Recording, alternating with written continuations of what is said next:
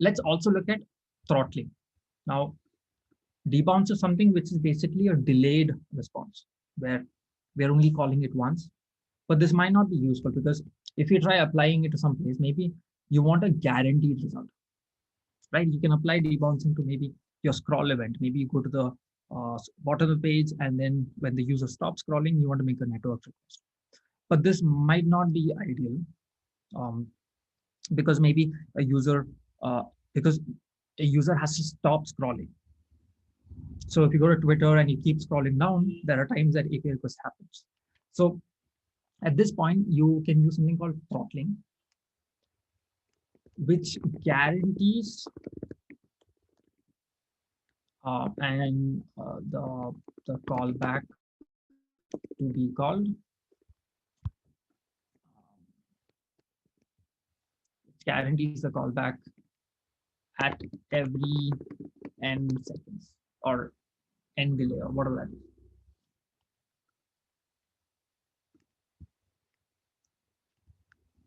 Okay, so let's go ahead and make that request here. Now instead of this, let's make a throttler.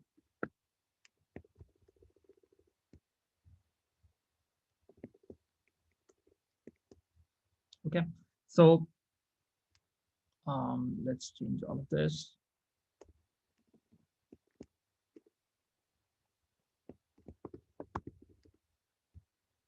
Now there are many ways to make a throttler, but I'm just going to write a simple function to it. Now I'm going to say we can have a function similar to what we did for the debouncer. Okay.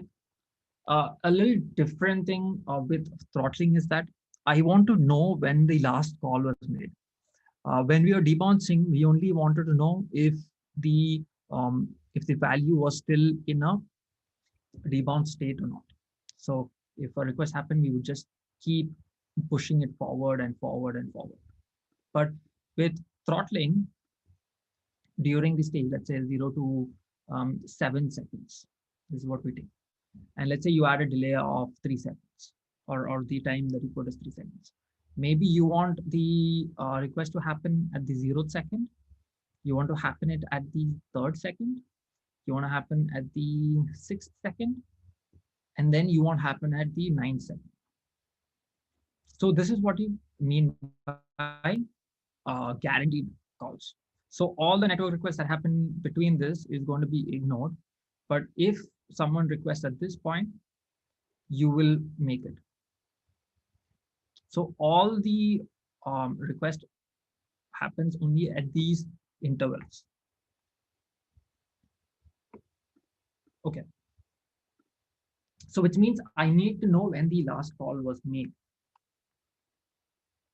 So let's just figure that out, how to do it. Now, what we need to check is we need to know what the time was, right? So I can check the present time, right? What is the present time?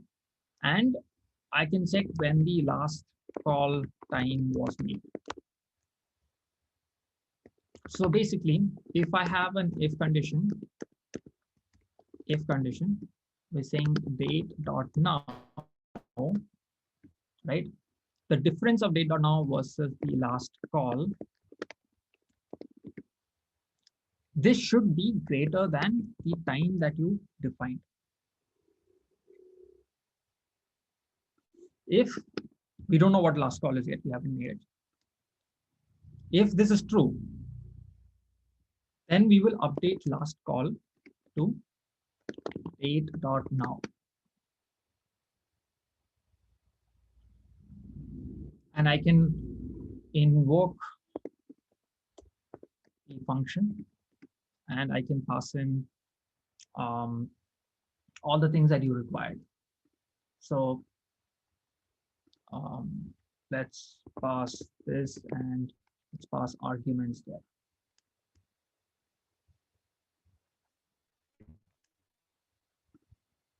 Okay, and what we need here, we need to now decide what will be the value of last call the first time that you define. and I'm going to keep it as 0. So this way, if I define it as 0, then I am saying that it will guarantee the first time execution also.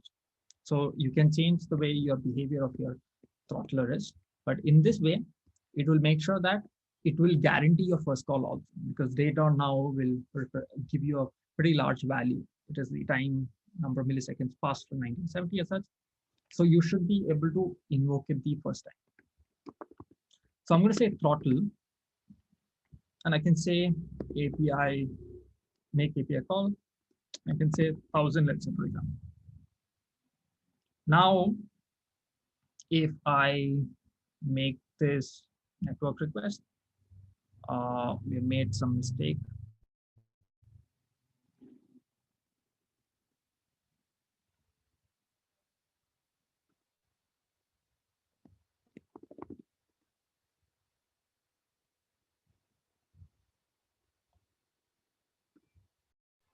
Yeah, so I think, yeah, we are not memorizing anything here. So the problem is that our last call is not in the parent scope.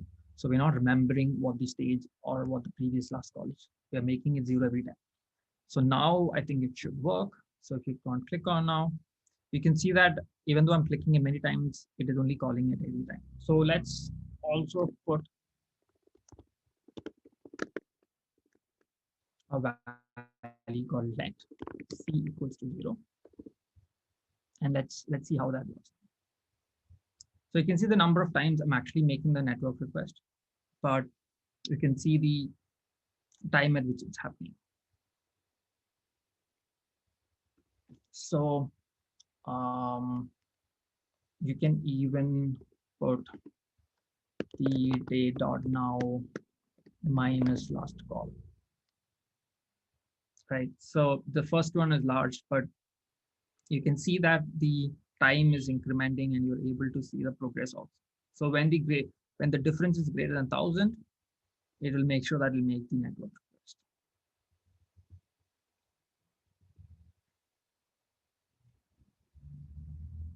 So this is how you can make a simple throttler. Of course, you can manage in many ways. You can mix a debouncer and a throttler also, saying that if a network request is made at this point, you can ensure that it gets called at the difference also, that you can apply with a set time or to manage. But that is something that can be done also. So it depends on how you want to go about defining your throttler. But the idea here is that we were trying to remember the last call here. So this was basically keeping the memory, keeping it in memory, keeping the value or in memory here, and you're remembering that value. So if you think about it in computer point of view, it is something called memorization.